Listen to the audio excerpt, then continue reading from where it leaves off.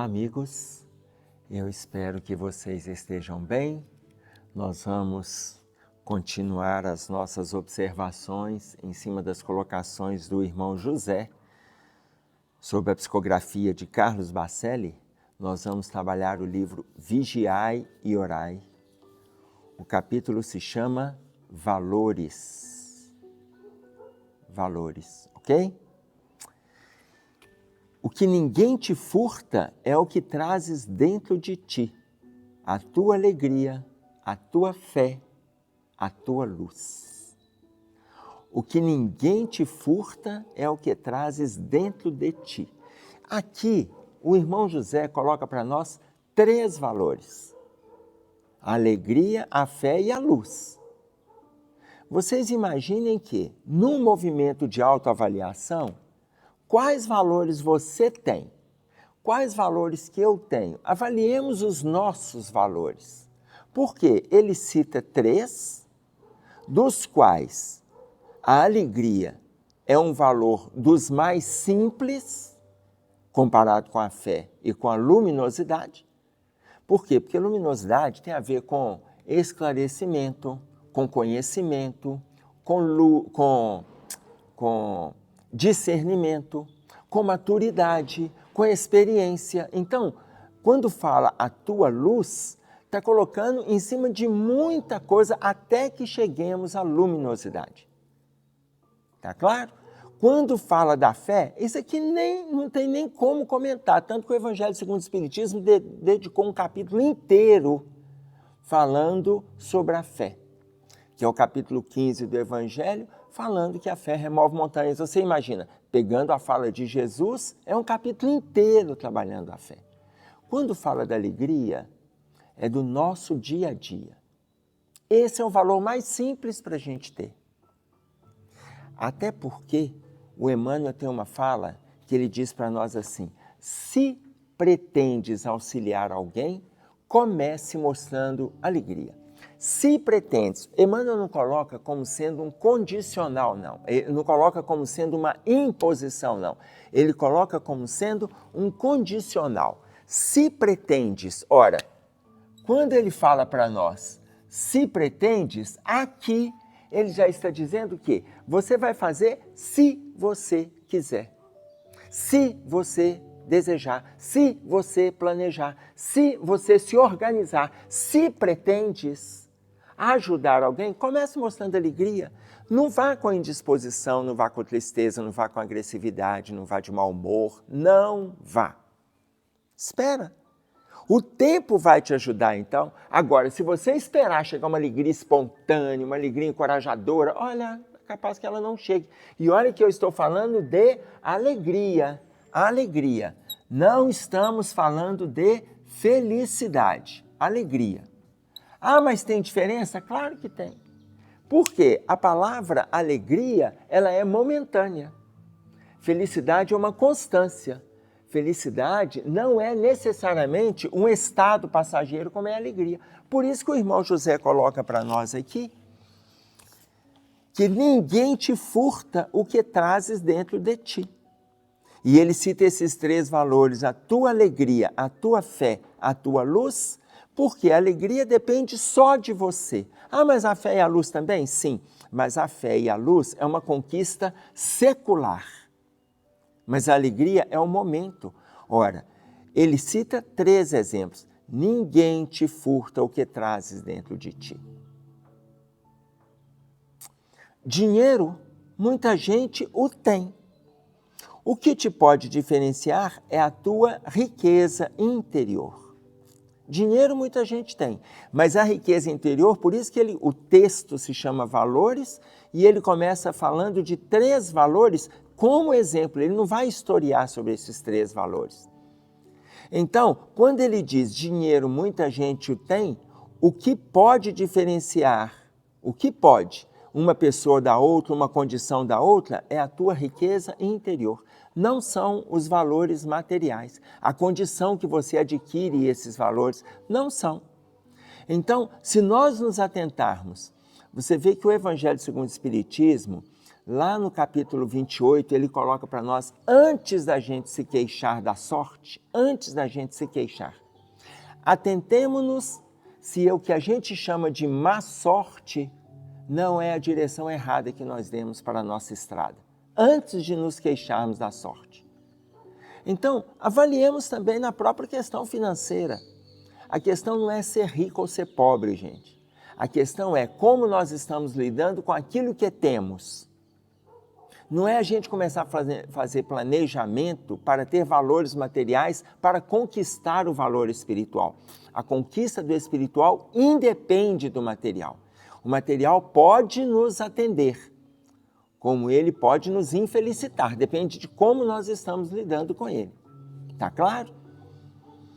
Adquire sabedoria. Olha quando ele fala lá em cima sobre a luz. Adquire sabedoria. Quando a gente assenta, estuda, escuta, questiona, pesquisa, investiga, concorda com o outro, discorda, divulga, adquire sabedoria. Porque à medida que a gente vai divulgando, a gente vai assimilando. Esse movimento de divulgação que a gente faz aqui nas palestras do domingo, nos estudos com o irmão José, não é necessariamente para aqueles que escutam, não é necessariamente para vocês que estão escutando. Seria muito bom se vocês escutassem e, além de assimilar, divulgassem. Por quê? Porque é uma forma que a gente tem para adquirir sabedoria. Eu não fico com essas informações, às vezes eu estou vendo aqui várias coisas que eu coloco, eu tenho uma anotação aqui que eu faço de lápis no texto. Tem coisas que eu estou falando, eu vou lembrando, à medida que eu lembro, o Cássio que está me gravando aqui, ele vai lá e, tanto que você já deve ter visto, eu citei uma referência que não era aquela que a referência estava errada em relação aos dizeres, mas o Cássio atento, ele vai lá e corrige. Se vocês fazem a mesma coisa, vocês aprendem, vocês gravam. Ah, mas qual a importância da gente gravar? Aquilo não fica só no campo da mentalidade. Parte para o campo da reflexão, da sensibilização e da ação. Não fica só nesse campo aqui, porque teoria, gente, nós estamos lotados. Quando ele propõe para nós, adquire sabedoria, adquire. Assenta, leia, reflete, reprisa aquilo ali, vai fazendo movimentos de repetição. Porque à medida que a gente vai se armazenando de conhecimento, fica mais fácil lá na frente nós colocarmos em prática o que a gente estudou. Tá claro? Não te precipites na apreciação das pessoas. Aí, veja, esse primeiro momento, ele fala só a gente conosco. Eu comigo. Quando ele fala dos valores que eu tenho, quando ele fala da fé, da luz, e quando ele fala da fé, da alegria, da fé e da luz, ele está colocando eu comigo, você consigo. Ok? Quando ele fala da importância do dinheiro, atentemo-nos. Ele está falando eu com o meu, você com o seu. Quando ele fala adquire sabedoria, atentemo-nos para essa construção do conhecimento. Agora, olha como que ele já vai trazendo para a relação com o outro. Não te precipites na apreciação das pessoas. Nós temos um tal de colocar o outro no lugar que a gente gostaria. E vocês já notaram que a gente sempre tende a colocar ou no nosso patamar ou abaixo da gente? E ele fala para a gente não se precipitar na apreciação das pessoas. Para a gente parar de fazer esse movimento de julgamento. Ah, mas a gente pode observar o erro do outro. Gente, isso é o livro dos Espíritos que coloca para nós na questão de número 903. Podemos. Só que o que ele fala? Desde que não seja para repetir o erro do outro e mais, que não seja para divulgar o erro do outro. Aliás, ele coloca, se for para divulgar o erro do outro, esse é cometer um erro ainda mais desastroso do que aquele que errou. Então, o que ele está dizendo? Para a gente não se precipitar na avaliação da caminhada do outro. Até porque, se a gente está com tempo para ficar avaliando a caminhada do outro, é muito provável que a gente não está observando a nossa caminhada. É muito observável isso. Tem uma história que coloca para nós de um determinado trabalhador da casa espírita, que ele chegou para o coordenador da casa e ele falou que não dava para ele trabalhar naquela casa, não. Ele estava muito angustiado, as pessoas ali conversavam demais, faziam muita fofoca e ele não dava conta de ficar nessa casa, não. Inclusive, já era a terceira casa espírita que ele estava passando e ele via que isso estava acontecendo no movimento e ele ia buscar um outro ambiente de trabalho. Ali não dava. O coordenador colocou para ele que é verdade, que tinha essas dificuldades mesmo e tal. Estava feliz de saber que ele estava buscando. Entretanto, falou com ele assim, antes de você sair, você vê que a nossa casa é cercada por um muro. Enche um copo com água, dê 3 voltas na casa espírita, dentro da casa espírita, porém, entre a casa e os muros e depois volte para falar comigo. Mas faça isso com o copo de água cheio. E depois volte com o copo de água cheio e aí a gente conversa. E aí ele fez isso, não entendeu por que o coordenador pediu isso para ele. Ele encheu o copo com água e foi caminhando em torno da casa. Caminhou, deu a primeira volta, deu a segunda, deu a terceira.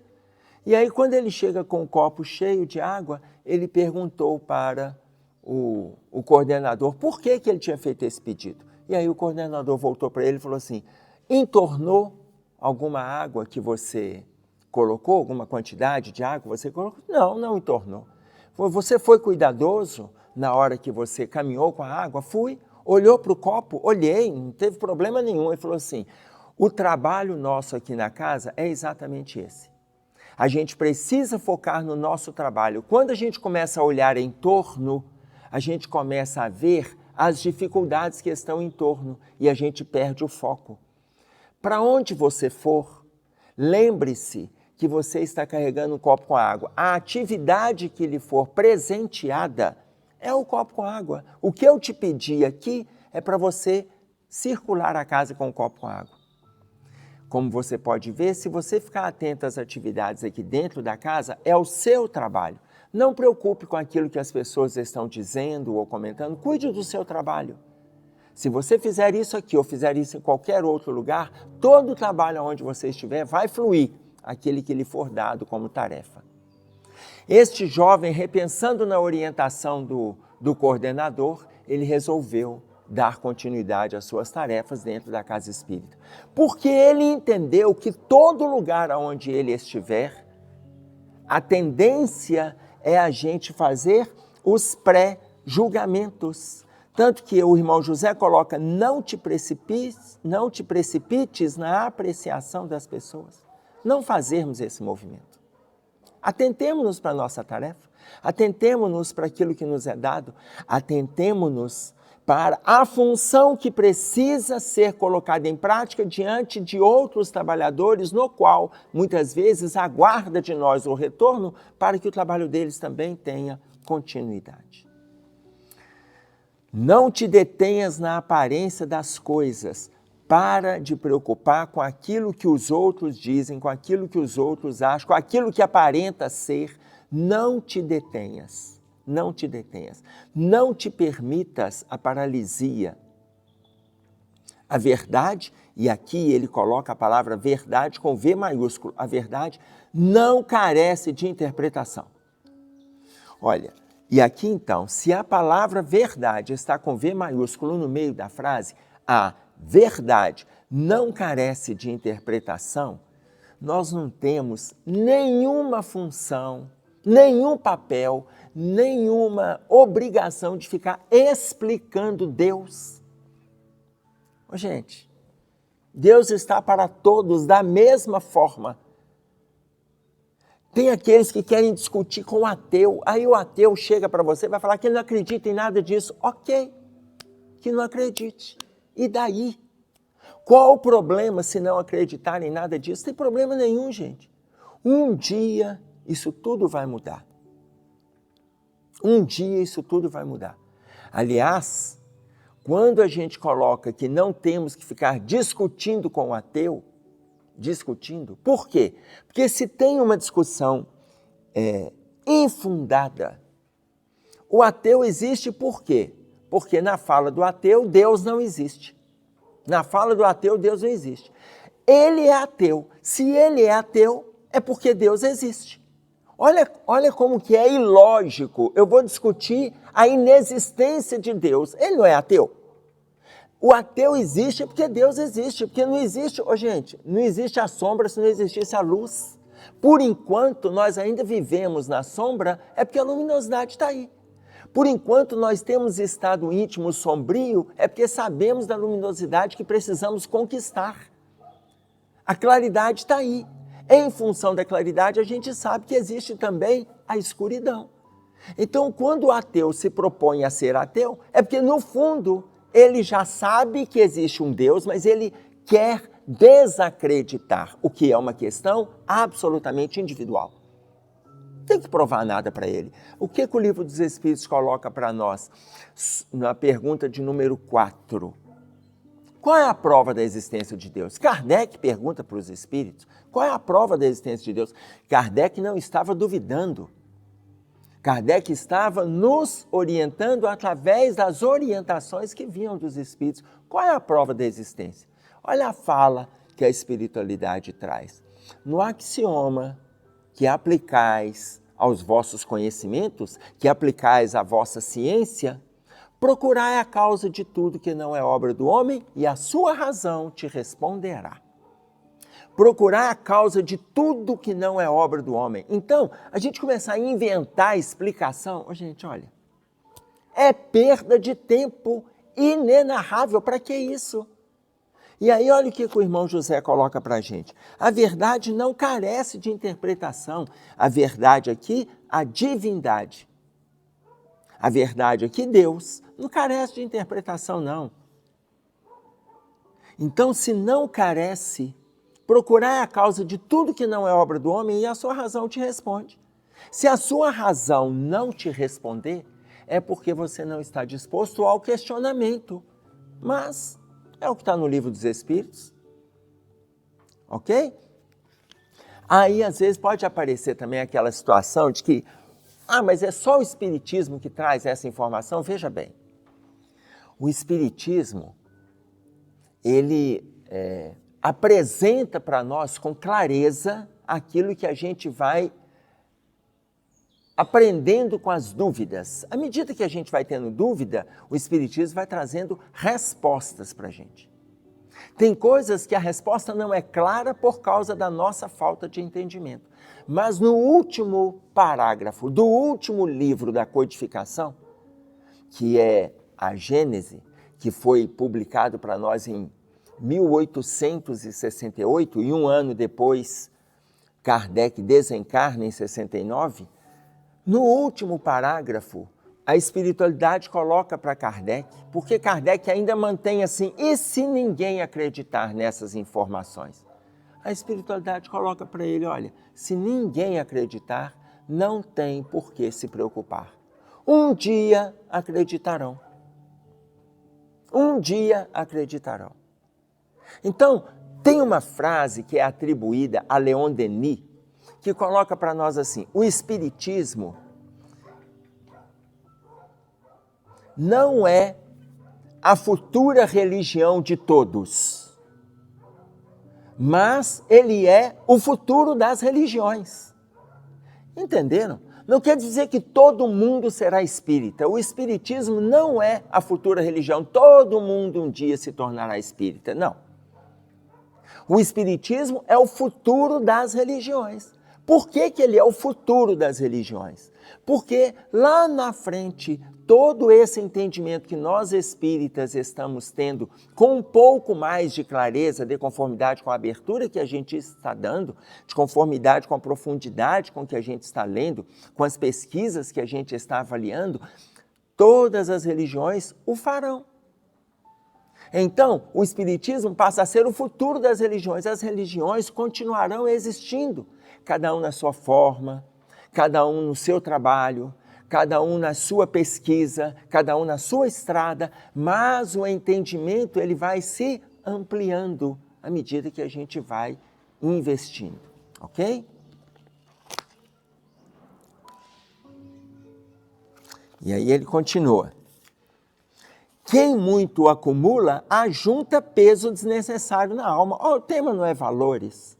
Quem muito acumula, se a preocupação está muito voltada para a questão material, ajunta peso desnecessário na alma. Quem se apega ao que é transitório, não evita a decepção. Quem se apega ao que é transitório, não evita a decepção. Veja, nós temos um vídeo que fala a respeito de decepção. Atentemos-nos porque naquele vídeo ele fala sobre decepção na relação com as pessoas. Mas eu quero trazer essa colocação, inclusive na relação com as pessoas. Por quê? Se ele traz para a gente em cima de valores materiais, quem se apega ao que é transitório não evita a decepção, porque a materialidade acaba te decepcionando. Veja, a gente nasce careca, analfabeto, pelado, careca, analfabeto, pelado e sem roupa. Quer dizer, não, peraí, pelado e sem roupa é a mesma coisa. A gente nasce careca, analfabeto, pelado e sem dente, ok? Quando a gente desencarna, a gente já desencarna com dente, quem não tem dente tem prótese. A gente já desencarna com roupa, com alguma mecha de cabelo, tá certo? E com algum campo do conhecimento em nós instalado. A gente já está indo no lucro. Agora, se eu coloquei esses valores, e são valores materiais ou físicos, imaginem vocês se a gente desencarnar com valores morais. Que nós já trazemos alguma construção lá de trás. Nós vamos revitalizá-la ou nós vamos paralisá-la? Nós já trazemos alguma coisa. Quem se apega ao que é transitório não evita decepção. Ficar apegado às coisas materiais é decepção, gente. Vai acumulando, acumulando, acumulando. De uma hora para outra, Deus chama. Lembra da passagem daquele trabalhador insensato que vai acumulando sementes e que Jesus coloca para nós quando ele fala, quando ele vê o celeiro dele cheio de sementes e ele fala para a alma dele, né, que agora ele pode dormir em paz, porque o celeiro está cheio de sementes. E o que Jesus coloca? Louco que és, porque essa noite mesmo lhe será tomada a alma. Eu não estou dizendo que a gente não tem que se preocupar no sentido de se prevenir. A gente precisa de ser previdente. Previdente é cuidar do seu dia a dia. Previdente é cuidar do seu dia a dia. Cuidar das suas tarefas, cuidar da sua empresa, cuidar dos seus funcionários, cuidar do seu ganha-pão, cuidar. Mas não fazer com que isso vire um tormento, um processo obsessivo. Por quê? Porque isso vai te decepcionar. Porque é transitório.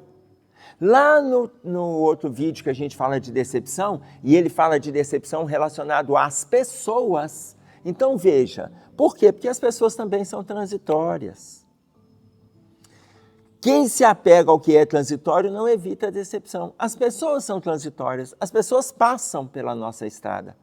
Uns passam deixando muita coisa boa, outros passam não deixando nada para que a gente possa avaliar e às vezes cai no esquecimento. Mas, se nós tivermos condição de passar no caminho de cada criatura, deixar alguma mensagem de fraternidade, de solidariedade, de esperança, é muito bom quando lá na frente essa pessoa se lembrar da gente e lembrar com carinho. É muito bom que as pessoas passem no nosso caminho e que nós também tenhamos por ela o mesmo carinho. É muito bom. Por quê? A gente emana e a gente recebe pensamento positivo. Mas atentemos-nos para as questões transitórias do mundo. Se isso acontece com valores materiais, também acontece com pessoas. O tempo passa depressa e tudo deixarás de improviso, mas a tua essência permanecerá intocada. O tempo passa depressa. De uma hora para outra a gente deixa tudo. Mas a tua essência permanecerá intocada. Ou seja, os valores conquistados serão intocáveis. Esse ninguém tira. Atentemo-nos para isso. Um abraço a todos. Até breve. Se Deus quiser, fiquem com Ele. Que assim seja.